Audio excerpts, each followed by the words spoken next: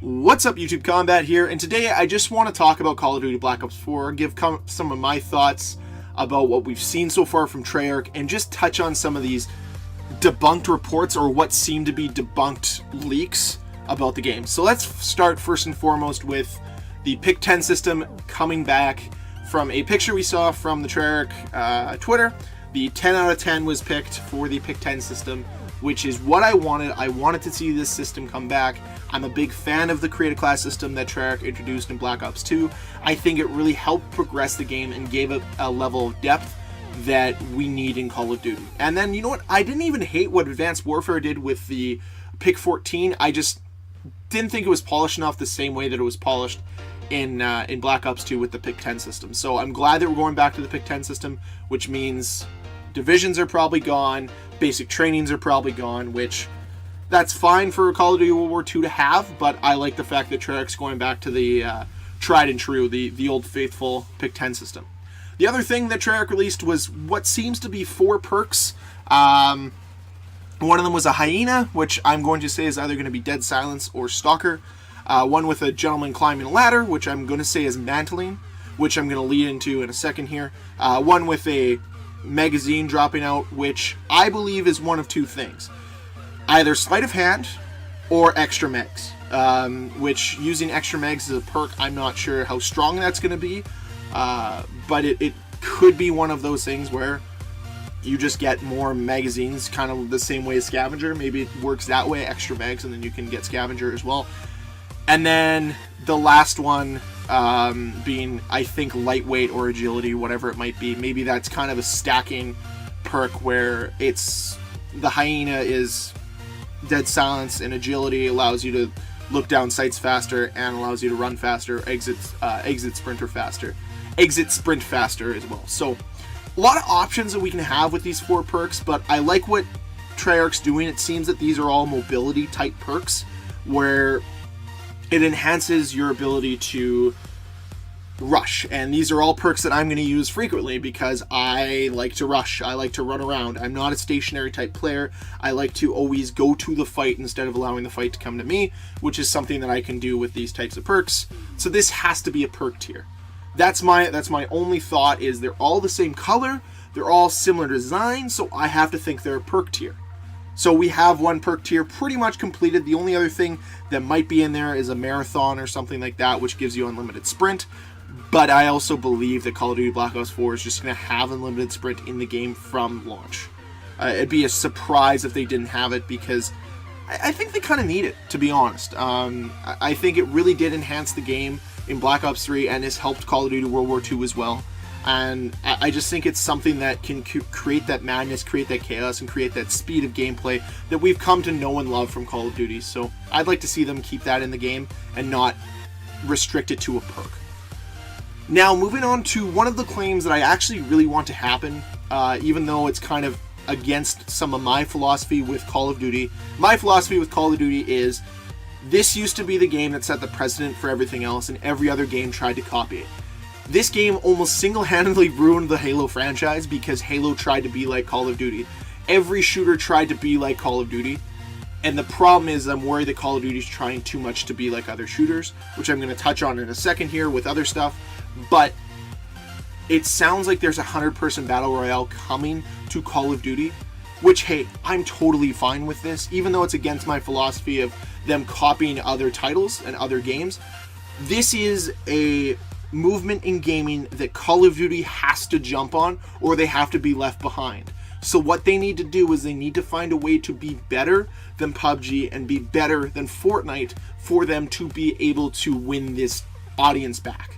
You're still going to get people flocking to your game for multiplayer, but I think 100-person battle royale will keep things fresh and enjoyable for a longer period of time as something to just play as well. Another form of multiplayer. Not like zombies, not like campaign, it's just battle royale, which, if they do it well enough to compete on a level with PUBG and Fortnite, could revive this series. And you know what? Honestly, if there's a dev team that can do it, I believe in Raven Studios, and I know that Treyarch's going to probably give that seal of approval on it as well if they think it's done properly.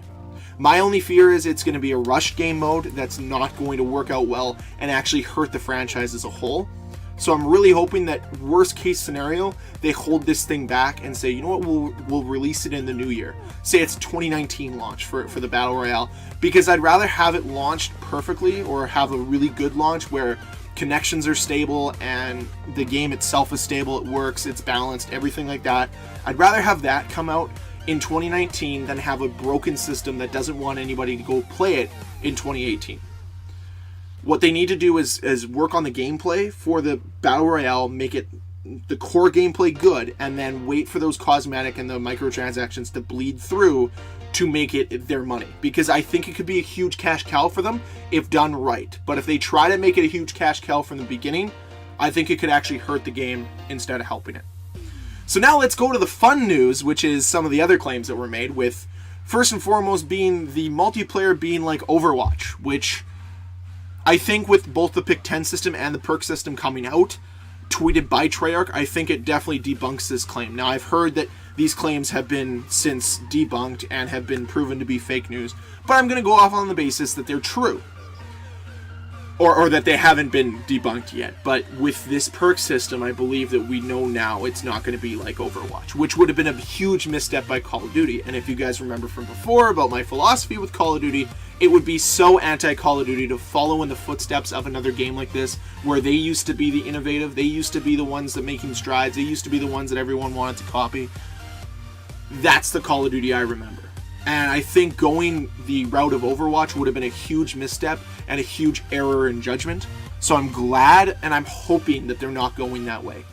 I'd be okay with a specialist type of gameplay coming back, like specialist streaks coming back, but they have to be balanced and they have to work within the timelines of the game and the setting of the game. I don't want it to break the immersion, even though the Call of Duty is kind of crazy as is, and some of the cosmetics do break the immersion in a sense. I felt that Call of Duty World War II got the tone right, especially when it comes to their cosmetic items. I don't think anything pulls you out of that World War II setting very much. Even though I've criticized Call of Duty World War II a lot, I believe they've knocked the tone out of the park, and I want them to do that again. Or I want Call of Duty Black Ops 4 to do that with this timeline.